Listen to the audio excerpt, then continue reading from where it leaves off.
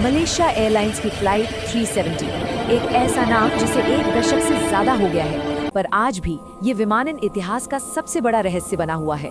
तो चलिए आज हम इसकी अभूतपूर्व खोज की कहानी को समझते हैं। सोचिए, 200 टन का एक विशालकाय जेट लाइनर आखिर कैसे बिना कोई सुराग छोड़े बस हवा में गायब हो सकता है?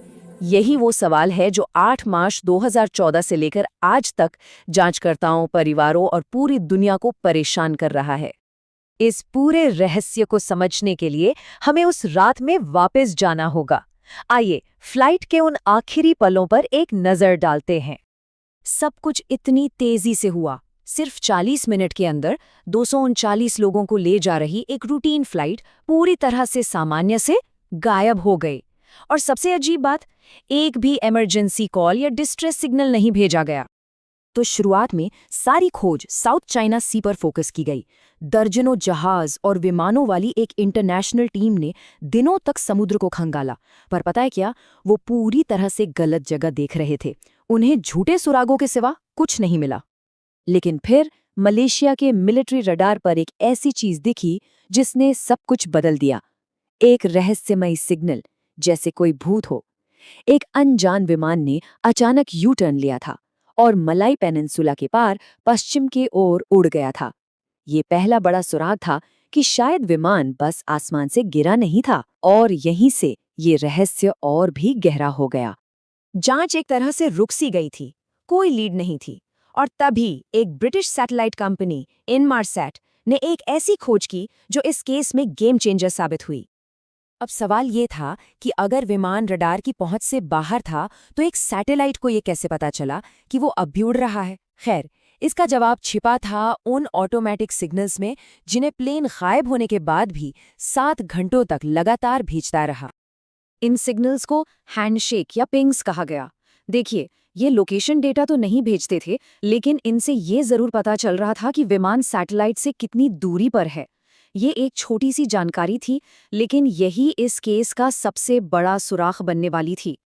तो इस विश्लेषण के आधार पर 2 विशाल संभावित रास्ते सामने आए। एक था नॉर्दर्न कॉरिडोर और दूसरा था सदर्न कॉरिडोर। अब जांचकर्ताओं के सामने सबसे बड़ी चुनौती थी ये तय करना कि आखिर किस रास्ते पर खोज की जाए। नॉर्दर्न कॉरिडोर को तो काफी जल्दी ही खारिज कर दिया गया। क्यों? क्योंकि अगर प्लेन उस रास्ते से गया होता तो उसे कई देशों के मिलिट्री रडार ने पकड़ लिया होता। इसका मतलब सिर्फ एक ही भयानक संभावना बची थी कि विमान दक्षिण की ओर घंटों तक उड़ता रहा और पृथ्वी के सबसे सुनसान और दूर दराज इलाकों में से एक में जाकर गिरा। तो अब खोज का पूरा ध्यान दक्षिणी हिंद महासागर पर था, एक ऐसी जगह जिसे खोजना लगभग नामुमकिन था। और यहीं से शुरू हुई इतिहास की सबसे मुश्किल और महंगी खोजों में से एक।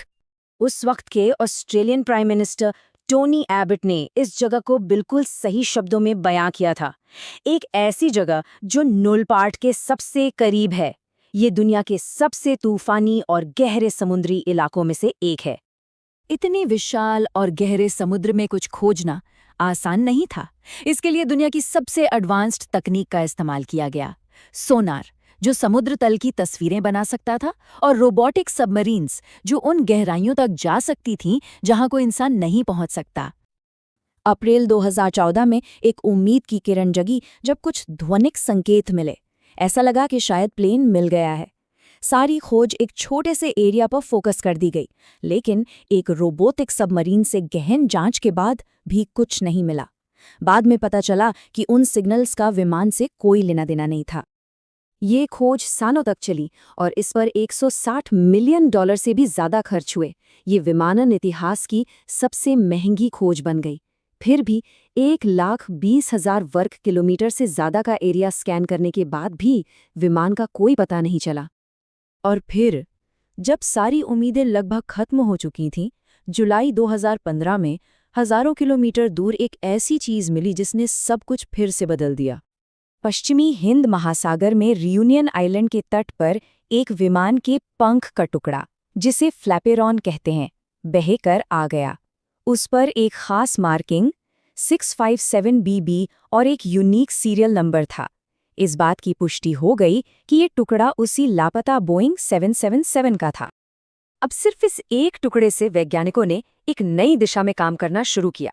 उन्होंने हवा और समुद्री धाराओं के बहाव का विश्लेषण किया, ये पता लगाने के लिए कि ये टुकड़ा आखिर आया कहाँ से होगा।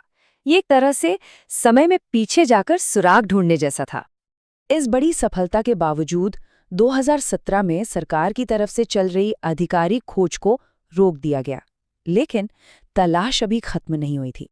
जैसा कि हम देख सकते हैं, इस खोज के कई चरण रहे हैं। सरकारों से लेकर निजी कंपनियों तक सबने कोशिश की है।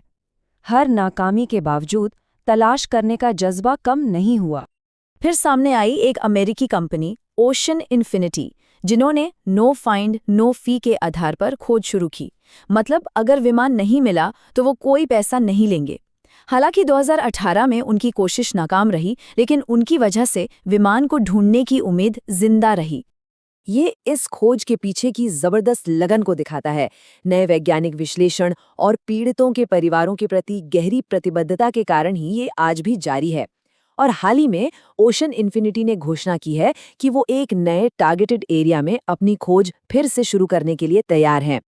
और अब दुनिया इंतजार कर रही है कि क्या ये नई खोज कुछ जवाब लाएगी। एक दशक से ज्यादा की खोज के बाद सवाल आज भी वही है, विमानन के इस सबसे बड़े रहस्य को सुलझाने के लिए आखिर और क्या करना होगा।